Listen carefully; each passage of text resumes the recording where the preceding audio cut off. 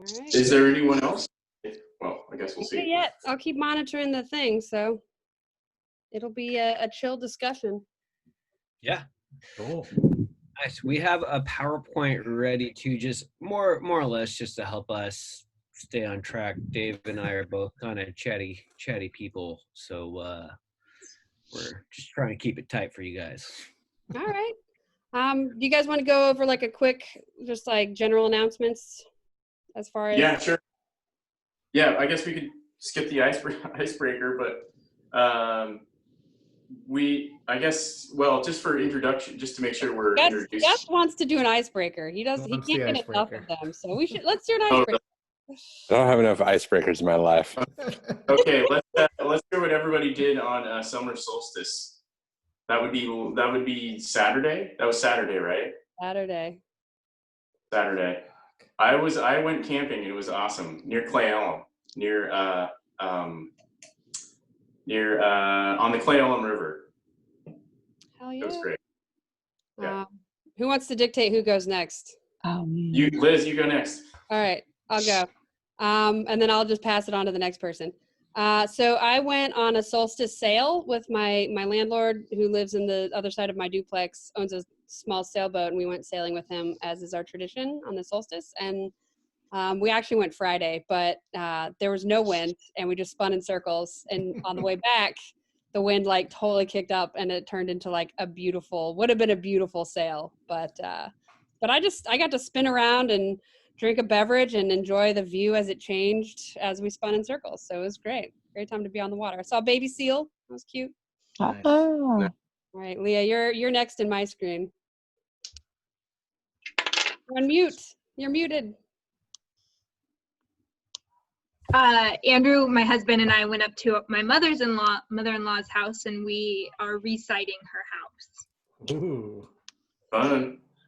Lots of daylight to do that. Oh, I guess we should do like brief intros too. So, you know.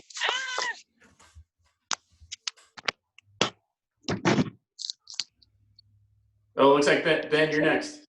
Oh, all right. Sorry, I can't hear all of a sudden. We can hear you. Sorry. I tried putting earphones in and then it got all messed up. So sorry for the technical difficulty right there. I guess that works. Do you want to did nothing. Can you hear me? Yeah. Yes, perfect. Okay. I did nothing. We set up a tent in the backyard, so we've made a little campground in the backyard, and that's about it. That's awesome. So, Where are you that you're wearing much. a sweater? Oh, I'm just sitting out back, or just a dip. I'm sitting out back. I'm in Mexico. It's like surfboard, palm trees, and a sweater. Yeah, and my jacket in case it gets chilly. Okay, Ben. All right. So on the summer solstice, I got my Honda Elite running pretty well, and man, that is a bad machine. I was going upwards of 32 miles per hour, just screaming. Scooter, right? Yeah, scooter life, man. You have no idea. Well, you have an idea. And then I started a nonprofit a long time ago. It's called Alchemy Skateboarding and Education Center. And June 21st is actually Go Skateboarding Day. So we did a scavenger hunt, and my buddy Taylor is now the executive director there. And I just connected with him and pushed around and talked and, got a little sunburn because I'm a real ginger kind of person. And, pretty mellow. Dave, I think you're up. Yes. Okay. I honestly, like, when you said, what did you do on Saturday? I panicked because it's summertime for teachers and like the day is just, but I'm pretty sure that was the day before Father's Day. I'm pretty sure that's when I forced my daughters to go out paddleboarding with me and my wife down around Stillicum. We just went in, ended up going in by the ferry there to Anderson Island and just going around the point to Salters and then going back. So it was pretty light, but it was the first one of the season. Like, all right, yeah, we can do this. This is easy to strap the boards on and go. So yeah, that was fun. Like, the clouds finally parted for a moment. Exactly. You got to take advantage. All right, Does anyone notice that it's only cloudy on the weekends? Like, I've I noticed know. that's been a Yes. horrible pattern for like. That's also the forecast, ironically, for next weekend. You're up, Gus. Okay. Break that ice. All right. Well, yeah. So sorry, I'm multitasking here. I got the All In Washington concert streaming or on TV. Brandon Carlisle just came in. Tuning in if you want to multitask. There's some really great musicians from around our state here. We're so blessed with so much amazing music, and that's how I start off my Saturday, as I do every Saturday, with a little bit of positive vibrations from KEXP. Did a little gardening and yard work, listened to some Jamaican sounds, and took a really huge nap in the afternoon. It was amazing. My kid was up at grandparents' house. It was like the longest nap I think I've taken in 2020. So I was really scratching, like, what exactly did I do? And I was like, I really didn't do much. Had a nice dinner on the deck and enjoyed a beautiful evening, and that was about it. So yeah. Solid day. I'm jealous Yeah. of that nap. It was light till like 9:30. It was kind of crazy. It's crazy. Super nice. Awesome. All right. That's great. Is that everybody? That's everybody. Okay. Okay. I guess I was just going to talk about general status of events, but since there's not many folks here, it was just mentioning that the June events were basically canceled, but we do have our upcoming cigarette butt cleanups planned for July 15th, 6 to 7:30, and Sunday the 26th, 12 to 2. As far as I know, those are still, we're still on for that. Yep. And Liz, I just had any updates you wanted to say about Blue Water Task Force, and then anything Gus wanted to say, and then we can just dive into their presentation. Yeah, I was just saying that Leah and Jill have both come out and been trained on water sample collection, and they did great. And last week's water samples were all good. Very, very low levels, less than 10, so essentially 0. Can't say that about the week before. We had really high hits that got lower as you moved away from Mission Creek, so that was kind of interesting. And then the only other thing I had was that National Surfrider has a new website. So if you guys haven't checked it out, they totally overhauled our website. And eventually the format is they're gonna push it out to the chapters once they work all the kinks out and get rid of all the bugs and stuff. So that is coming. So maybe, Leah, all the things we talked about, updating the website, hold off, because it's gonna move around. So good to know. That's all I had. Gus, do you have anything to add? Well, Liz, I was going to ask you a quick question. Are you, or is the chapter sharing that data publicly on any of the channels, Yes. newsletter, Facebook, otherwise? Yeah, we've been posting that. Nice. I usually push it to Christine, and she posts it on Instagram. Cool. So yeah, we've been Great. definitely posting pictures of sampling, and then I think the Nice. results as well. Very cool. Good on you. Yeah, that's the goal. Cool. Get the word out. We're doing water quality sampling. Well, my updates are quick as well. Liz and I tag teamed for a newsletter send last week, which is kind of a field and policy combo. Just out of curiosity, did everybody get that in their inbox? Yeah, I saw that one. You got it? I got it. Mm-hmm. Okay, cool. And you read it? I did. Cool. Right on.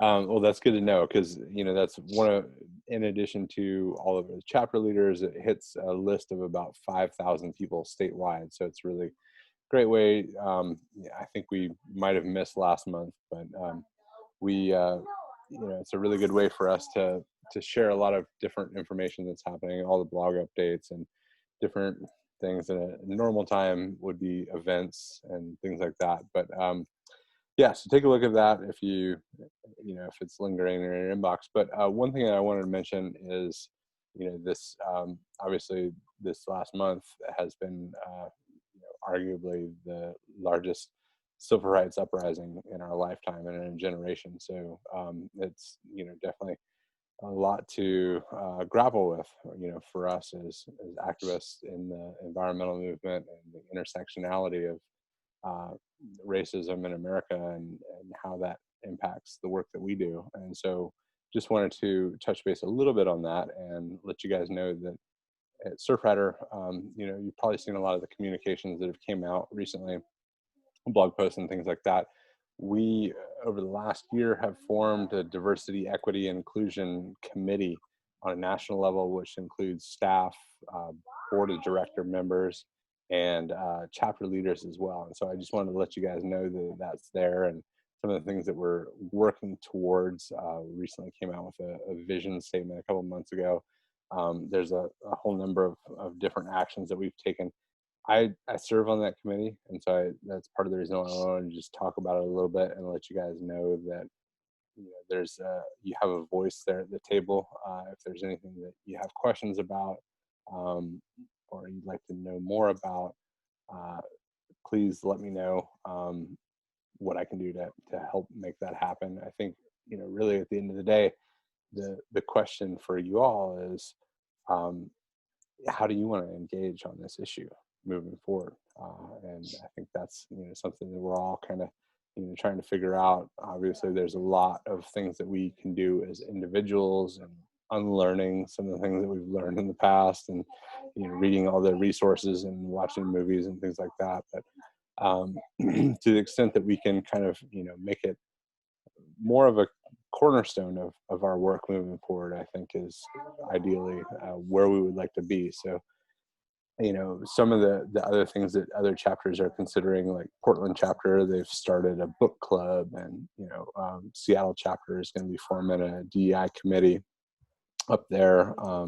And so, you know, everybody's kind of doing it a little bit differently, but I just wanted to kind of throw that out there to you all, let you know what we're up to. I'm sure you're probably getting a little bit of background noise here on my end, but family is all tuned in here. So anyways, I'll stop it at that. Happy to answer any questions if there are any. Thanks, guys. Thanks. I think that's it. If there's nothing else, I guess we could turn it over to Ben and Dave. All right, sounds good. I'm going to go ahead and share my, oh, it says the host disabled attendee screen sharing. Could you enable it for me? Yes. Oh, where do I go to enable that? I'm just going to make you a co-host. Cool. Nice. Andy Victor. Whoa, I got, your head. I believe they call that a field promotion, right? So, Dave, do you have a screen share as well? No, Ben's got the All right, got the thing. All right, looks I got good. the thing and the stuff. Got the deal. Cool. Why is it? I think it should work from here. Okay. Cool. So yeah, we already kind of did a little bit, but we just want to reiterate our school and who we are, and also a little bit about myself and a little bit about Dave. We are IDEA High School. It's an industrial design, engineering, and art focused school. So we're able to we're basically a project focused school. So when we teach, we are both history and English teachers, but when we teach from a project based kind of focus. So we look at things like global issues, things like ocean acidification, plastics in the ocean. When we do our ocean series, that's not the only thing we teach about, so you know. But our pillars are community, empathy, thinking, and balance. And that's really kind of the focus of our school. We are located by Wapato Lake, which is in South Tacoma as well, not too far from y'all. And my name is Ben. I introduced myself earlier a little bit, but I have a background in nonprofit management, and I worked with multiple nonprofits and getting youth involved in civic engagement and these sorts of projects. Dave? I'm Dave. I grew up in Tacoma also. And then I left to go to teach in Portland for about 15 years. I taught at Benson Polytechnic High School there. So again, kind of a lot of the same engineering and design stuff, but a little more traditional. So when I moved back to Tacoma 3-4 years ago, I was really excited to see that IDEA was happening. And just like coming in, so IDEA is only that we just graduated our first class. So this was a school that was really built from the ground up, wanting to have that idea of design and engineering kind of permeating everything in it, and having that idea of realistic projects that kids can actually like engage in to connect to their community from day one. So I was really excited about that, and it's been really fun to work on projects like this with high school kids, because again, if we're looking at that equity piece, like we're seeing like the kids of Tacoma basically. So that's like every race, class, and gender. So the more we can expose them to, the real issues of ocean health and work on real projects like this, the more we're empowering them to, take part in their community. Uh-oh. Oh no. Wait, There it's you go. not shit. Did it go? Oh, it went to the next one. Perfect. Little lag maybe. Yeah. So our project plan, and Dave and I kind of developed this over time, just kind of thinking and dreaming and scheming a bit, if you will. But our project plan was actually developed by our youth, and we really want to make sure that they're kind of held up in all of these actions, and they'll be willing to probably join us in a Zoom meeting in the future as it goes. But our mission statement the kids who came up with this actually showed up after school. We were kind of teaching it, and we were like, would you want to come after school and talk about this? And they were like, yeah, totally. And so they came after school to help us figure this out. So, which is pretty cool. Right. And so a lot of they kind of went in a lot of different ways, and which is really, really exciting. But they wanted their mission statement that they developed was to improve environmental quality, economic mobility, and marine sustainability in the Puget Sound by promoting aquaculture through designing and growing one ocean garden at a time. So within that, they had a lot of great ideas, but we'll go over that a little bit later, but they're really also excited about perhaps the economic opportunities that could be there for their families and their neighbors and all those sorts of things. They're learning a lot about the importance of economic mobility within cultures. Their vision statement was to provide seasonal jobs and experiences for high school and college students, a gateway into new sustainable employment for those that are looking to innovate, providing fresh culinary options for restaurants, finding innovative uses for economically sustainable marine resources. Dave, you got anything on that? No, that's about it. Yeah, so they developed that, and we're working through showing them how to set up mission statements, vision, and develop a culture to kind of slow, smooth as fast, so they understand what it is to start not just a small nonprofit, but small businesses, to kind of collect all those resources and understand how to operate within systems of our Tacoma Public School District as well as the greater Tacoma area. And the cool thing about this too is just showing them like, this is the thing you can show people real quick when they're like, what are you doing? It's like, this is what we're doing. And you can point exactly to this mission and vision and get classmates on board, or just tell your parents what you're doing. Or, if you are presenting to people like this group, be able to really provide a pretty tight focus of what we're trying to do. Right. So the partners that we've gathered up to this point are students and parents. We've had a lot of parent interest in this, especially when they understand how kelp is so malleable into so many other areas, from fertilizers, potential fuel, food, all those sorts of things. So students and parents was a big one. University of Washington Tacoma they're really excited in partnering with us, not only because they started a new engineering department, but they really want to start working with the Tacoma School District as well. I happen to be on the advisory board for the University of Washington Tacoma too. So they're coming in really strong, and they really want to be a part of this as well. The Department of Ecology, Fish and Wildlife, which we've already kind of jumped through the hoops and we're able to talk with them. Metro Parks, Tacoma Public School District, and Greenwave as well. And I'm sure you guys are familiar with Greenwave.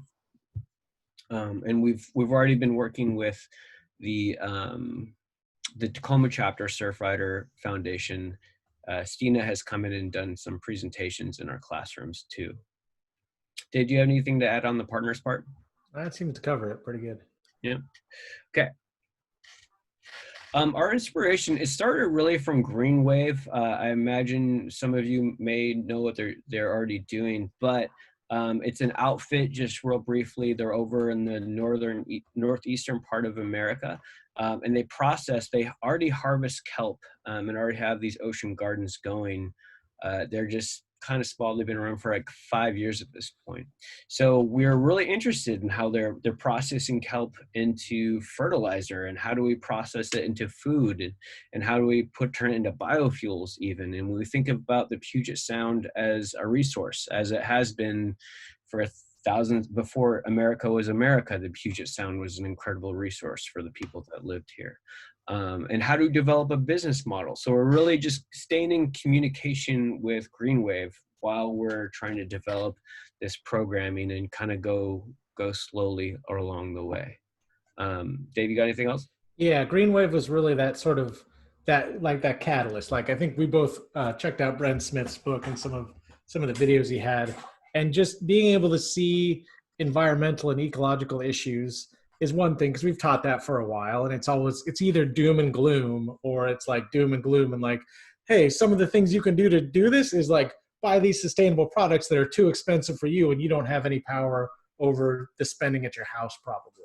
So like seeing these problems that kids didn't have a lot of agency in solving, but then finally seeing this thing where it's like, okay, this is a problem, and maybe you can have some agency in solving this, and maybe there are some economic benefits to actually doing good for, you know, the natural habitat that you were born into.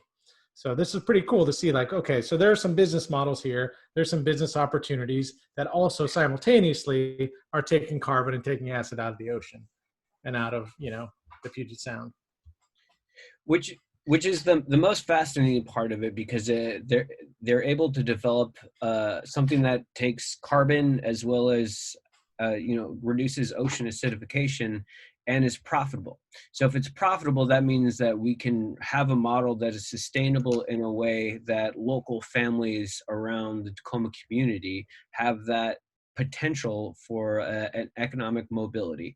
What we've learned what they're doing over there on the East Coast, as they said, $50,000 in a flat keel boat and 20 acres of land, of ocean space, not land, but ocean space, would be able to start an actual farm that can produce what they say about $30,000 a year of income and provide up to 5 people with jobs, which is another piece of, something that was really, really fascinating to the Tacoma community, meaning that we could provide additional opportunities for people in this area. And not necessarily, the thing that was really inspiring about this is that the guy that developed it was a high school dropout himself. He's not necessarily, he's not a scientist, he's not a farmer. He was a fisherman for a long time. So this is something from the model that they've been doing, and what we're trying to do is accessible to a lot of people. And I think that was a big part of it that I was really stoked about. Did you have anything else to speak on that, Dave? Nope. Okay. So our goals right now are to find a location with permitting, number one. So what we do know is that we can't put our ocean garden in a place where there is currently eelgrass in, for obvious reasons. We definitely don't want to mess with that eelgrass. But we're able to do that. We would like to find a location that ideally is in the watershed that directly comes from our school itself, which would be a really great model to include in education and allow us to share the wealth of this educational opportunity with other departments within our school and hopefully other schools. We're going to construct a 50 by 50 ocean garden, and that'll be like our first pilot. We're just going to do a 50 by 50 small one, and then we're going to understand how to plant and work with the kelp spores and able to encourage them to grow in the area that we're doing. And then harvesting the kelp, of course, and then process that into fertilizer. And then we want to develop that into a transferable curriculum, meaning that we could share this curriculum where we're understanding how to have ocean vegetables or turn it into fertilizers, but ultimately connecting students with the ocean in an important and intimate way is the goal. Ideally, being able to think of this from not just an institutional format, but a systematic format, to think about how our system could benefit to the whole picture of restoring the ocean and, hitting up some of the goals that we have. David, do you have something to add on to that? Yeah. So the idea with the pilot is we know we're going to fail. We're going to screw some things up. So we want to like fail small so that we can succeed larger. And so, just if we can get a 50 by 50 ocean garden and grow some kelp and try out some processing things, that would be a great success for us. And there's a variety of, we have so many species that can grow in the Puget Sound. Like there's so much choice and variation and opportunity. So really just plant a kelp, harvest it, try to make it into fertilizer. And then I think, like Ben was saying, that idea of developing a transferable curriculum that other teachers can see and other people can try is the really kind of cool way to try to work some of these ideas into the larger system of what we consider to be, education.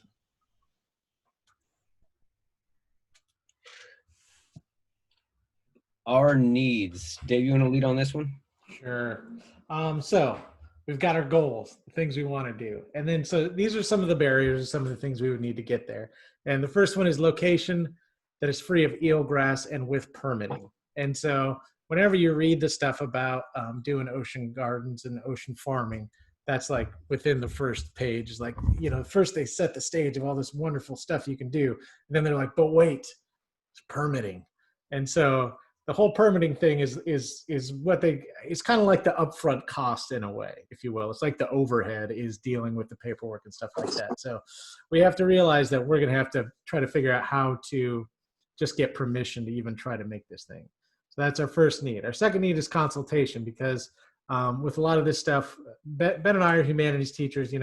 I've done a little bit of marine biology in high school, but we're not experts necessarily on all these things. So consulting with people who are experts and who do know what they're doing, and just getting kids exposed to those people too, and to know that there are people who are doing that real work out there will make this more real for them.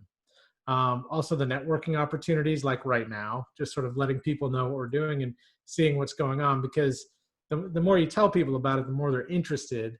And, everybody can criticize what high school looks like, from a personal perspective or for systemic perspective. So the more we talk to people about trying to change what that looks like, the more there's opportunities for help. Ben, you want to talk about the rest of them? Because I think this is more your wheelhouse a little bit. Yeah, so we're also looking for networking opportunities in a way that, we're pretty well connected here in Tacoma, but we could always use more. Ultimately, we need to figure out a way to allow the community to take part in this project as well. And there's not a whole lot of programs going on within school districts that also have a hand directly into the community.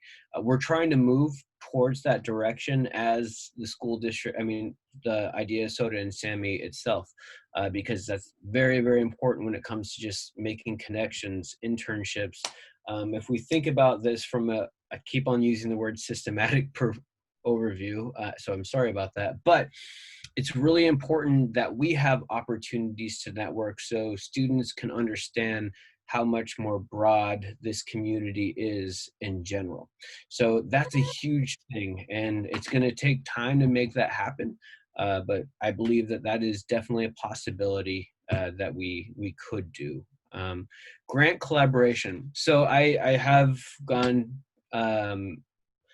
we've all written grants here and there, but the more people that are in our network, the stronger that the grants actually are. So within the Tacoma community alone, we have, a lot of the LeMay Foundation. We have, God, they're slipping my mind right now.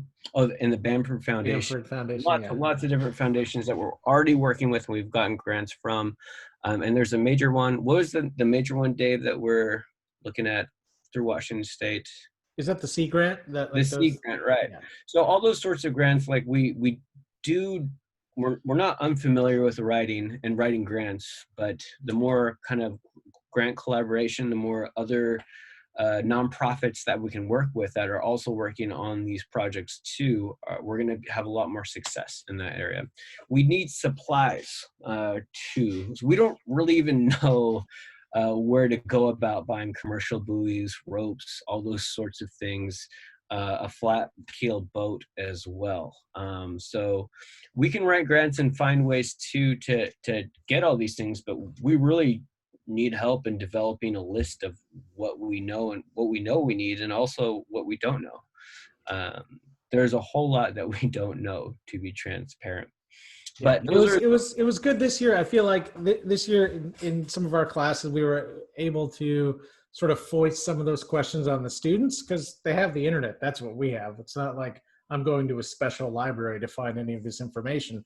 So it's basically like, okay, so this is the idea. We pitched the idea. The kids were into it, and we're like, okay, so what do we need? And the kids were able to start peeling back some of these layers and start figuring out some of the things like, oh, you can't really buy kelp seeds right now or oyster seeds right now. They only sell those in the summer. And here's how much it would be. Or like, this is the kind of like a center console flat keel boat would be best for this. So we're able to find some of those things and really able to start asking better questions, which is great. That's like the essence of the design process is start failing better and ask better questions. So we're part of the way there. We're like getting there. And I feel like this last year was a really good year for getting a realistic idea of like what the challenge of building a real ocean garden would look like. And so this year we're really focused on starting to actually put some of those things in motion and start figuring out, okay, what are some grants we can get, and start gathering supplies and figuring out what supplies do we realistically need.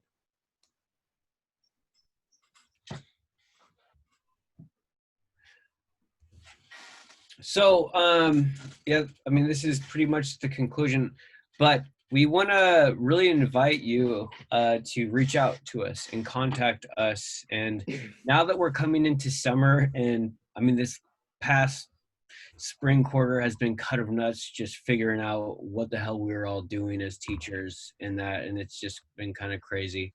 But right now, things are beginning to slow down where Dave and I can really start planning how we're going to put this whole plan, this curriculum, and this process into motion.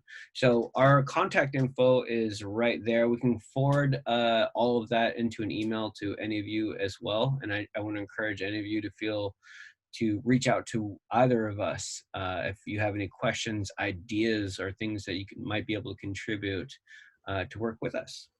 Dave? Totally. Yeah, and this is anything, any questions you got, anything, any encouragement you want to offer is greatly appreciated. Because like Ben's saying, the reason there's not collaboration, I think a lot, is because we're teaching, we got papers to grade, we got to plan tomorrow's lesson and all those things. And anybody who's doing this work, they have a job to do as well. They have concerns that are, they're important and prescient to them. So, but if we can take a little time to figure out ways where there are places where we can connect and we can build, that's now's the time. Summertime is the time for us. Definitely. So we're going to go ahead and just open this up. Do you guys have any questions, concerns, ideas, any of those things? I have a couple of questions for you guys. This is super fascinating. I can't remember how I stumbled on Green Wave's page before, but I was pretty enamored with the whole idea, especially in the Puget Sound area. But I think you guys really hit on I think one issue that I think is really kind of a paramount issue for you guys is this permitting thing. And I have a little bit of experience with this in permitting renewable energy projects and some experience also with the Department of Natural Resources. But my understanding is that the Department of Natural Resources essentially, and you guys, anyone else, if you know that, if this isn't correct, correct me, but I'm pretty sure the DNR essentially manages all leasing of tidal lands, and even Puget Sound, even mooring buoys, I think, actually are permitted by the Department of Natural Resources. So essentially, if you're asking to create an ocean garden that's 50 by 50, you're really, you probably wouldn't want boat passage through that, except for maybe the boat that's maybe working on the garden. Does that make sense? Well, so from yeah, a permit, so you're saying that I'm sorry, Joe.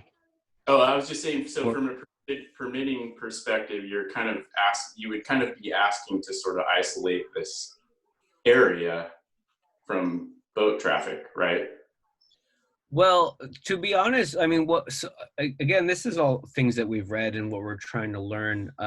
So I can't say specifically, but as of now, we're planning on leaving boat passages. I mean, other than sailboats, which will catch all this stuff, but like in the Green Wave model that they have over there, they actually have boats going over their gardens because of the way that they design them, and they're able to do that. Plus, I mean, they're great fishing grounds too. I mean, Okay. absolutely.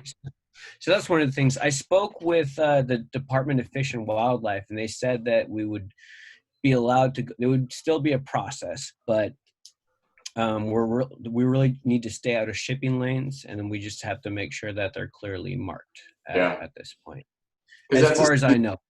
Yeah, essentially that's what they are doing with like net pens for salmon and stuff that are farm raised salmon. They're basically just sort of leasing this zone. But yeah. So the hope is that, like, the benefits of kelp is that we can start at 6 feet below, the water line, and it will never escape because it can't swim. So, I mean, that's the hope, is that there's a little bit benefit there, but like the leasing and the permitting does seem to be kind of tricky, and I can't quite figure out why. You'd really be sort of breaking new ground. It's not, obviously it seems like it can be done and should be, but it would be, you may have to go through a lot of hoops with the DNR to get rules changed. I agree. Like you guys said, you've already talked to like Department of Ecology and WDFW, but I think DNR is the one that would, like, their aquatics department essentially will be the one that leases the land basically underwater, because that's what they're the ones that run all of the like gooey duck farming and things like that, I believe. So you would definitely need to connect with boat mooring buoys and stuff. Yeah. That's great. Thank you. And we have a former chapter leader from the Olympia Chapter who is a high up policy person in the aquatic division at DNR there that we could potentially connect you with if you wanted to. Yeah, that would be great. Yeah, because at this point, I mean, like, I think what we need is just to find people who are able to explain in plain language, more or less, like what the process really looks like. Because, like, as soon as we say permitting, we're immediately starting to hear a lot of more like acronyms and like different agencies coming in. And it's like, oh man, I don't know about that. But like, if there's the people who know how these things can actually be processed, like that information is super valuable. Yeah. Were either of you able to connect with Washington Sea Grant after the last presentation? I think I sent that to you guys. Yeah, no, I have not, and neither has Dave. I don't know if you have, Dave. No, I haven't, but we just actually, I think Liz sent us an article, and that sent me down the rare productive rabbit hole of the internet. Good. And I was able to find in December they put on at PLU sort of the kind of nuts and bolts of ocean farming, and so that was really helpful. And there were some people there that might be able to kind of point us in the right direction, hopefully. Yeah, I'm gonna be focusing this next week all on that. Like we said, we just ended our semester of navigating weird online teaching situation out of the blue, and that was, to be honest, just a real shit show. And Can't even imagine. yeah, so that's our number one focus. And if you guys have anyone you can connect us with there, that would be awesome. I think you already did, Gus. I believe I have your email. I think I did in the email. Meg Chadsey is the person. If you pull up the email, I think I included that, or on their page there's a ton of information, and then there's a contact information for Meg. Nice. And I'll reach out to Katrina and see if she's going by Katrina now. It's every time I see her introduce herself. Oh, really? That's what I see. Yeah. And she works in the aquatics. I believe it's the aquatics department in TNR. Cool. Yeah. If she doesn't know, she knows who knows, kind of deal. Ben and Dave, I was thinking, I mean, I think this permitting thing could be a really good learning opportunity for the kids too, because this, you know, all these rules, all this stuff is basically defined at sort of the state level, and it's all online. You can look up the rules, and you just kind of, the key is knowing where to look, and that's the tricky part. Yeah. And part of our job, honestly, is to teach kids to be able to navigate, you know, these government structures. You know, that's a huge thing. In the past, you know, in a similar way, Dave's worked with a lot of the skate community too, but before this, we actually, you know, we legalized skateboarding as a mode of transportation in the city of Tacoma. And it was an incredible opportunity for kids that were otherwise like just very disconnected from our civics, our government on all ends, to be able to understand just how to navigate these sorts of things. I mean, a lot of adults don't either. And like, I, you know, really struggle. It's very complex and confusing. So yeah, it's a really cool opportunity. Yeah, for sure.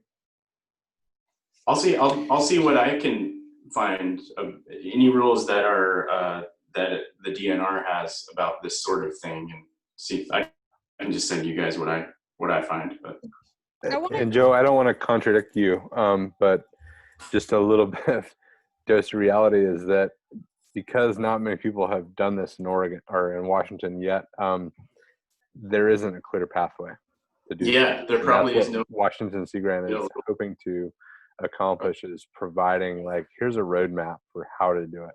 Yeah. And how to do it right. So that is kind of like happening right now. Okay. So this is a good thing in a way that you're interested in doing it now, because you might be able to ride that wave. No pun, but it's right now there's not like a clear roadmap for that in Washington. The Sea Grant is already looking directly into how to permit ocean gardens specifically. Oh, perfect. Okay. There you go. Yep. Okay, got it. Perfect. Have you guys, Ben and Dave, have you been in contact with any shellfish growers? Because I know a lot of times, like, those shellfish beds or cages, essentially like bivalves, like mussels or clams, are grown in conjunction with the kelp. Have you guys been in contact with shellfish growers? Because they also, was actually recently on a call. They do a lot of work to do cleanups and stuff, and they seemed pretty willing to like donate the use of their boat and their knowledge of waterways. This was in respect to cleanups, but you know, they seem to be pretty open to serving their community, you know, in ways that they can when they're not actually using their boats to farm. Yeah, if you wouldn't mind connecting us with them. And honestly, like, we have students that we can have ocean cleanup. I've done a couple of ocean cleanup just walking along the ocean bank and picking up bits of plastic. Kids are like stoked about it when you talk to them about all those things. So maybe we could even donate, you know, that human capital of students cleaning up these places and try to figure out ways to, you know, make it work for everybody.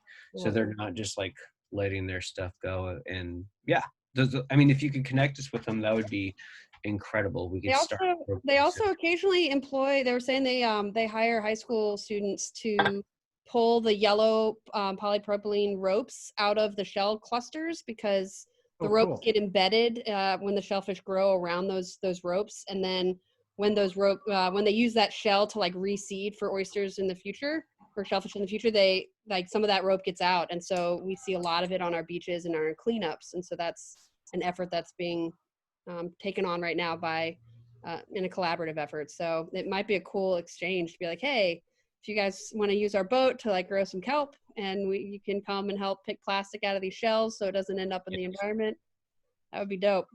So That would be great. Would you mind connecting us with them, Liz? sure, absolutely. That would be incredible, and we'd love to. Any way we can get you looped into this as well, Liz. Yeah, really super cool. I like that idea. I never thought of that because I think we've sort of shied away from contacting shellfish growers yet because we're like not ready to get to that level yet. You know, we're just trying to get kelp. But just knowing that they'd be willing to help out with any knowledge or you know, even resources like boats and just like an understanding of what that permitting looks like too, because they are already doing aquaculture. Yeah, I think that would be, and if nothing else, I can be like, this is how you should go about buying rope and, you know, lines and buoys and stuff. Like they at least have that knowledge for sure. Yeah. So awesome. cool. Great. Yeah. Well, that was great. Anyone else have questions? It's almost 8 o'clock. I got 5 till 8. No more questions. All right. I've already asked Thanks a lot. Thanks a lot, guys. That was great. Thank you for Cool. hosting Thank us. you. That was Thank you awesome. so much. That's really cool. Really cool. Yeah. I'll start an email thread, I guess, and loop everybody in, and you know, so we all are on the same page. You know what? Just kind of a random side note that I was realizing the other day. If you zoom around on the Thurston County parcel mapper that shows you where everyone's boundary lines are, you can actually buy a parcel in the middle of Henderson Inlet that I live next to. It's completely tidal flat, completely mud flats, and the boundary lines are all all in the mud flat. Below the water line. I don't know how many states you can actually buy floodplain mud flats. It's kind of interesting. So Joe's gonna buy some mud flats in his backyard to donate to the cause. Is that? Yeah. What I Yeah. Could be an undiscovered real estate gold mine. Could be. It's awesome. Anyway. Well, thanks, thank you guys so much for coming and talking and spending another evening. And yeah, I'm excited to see where it goes.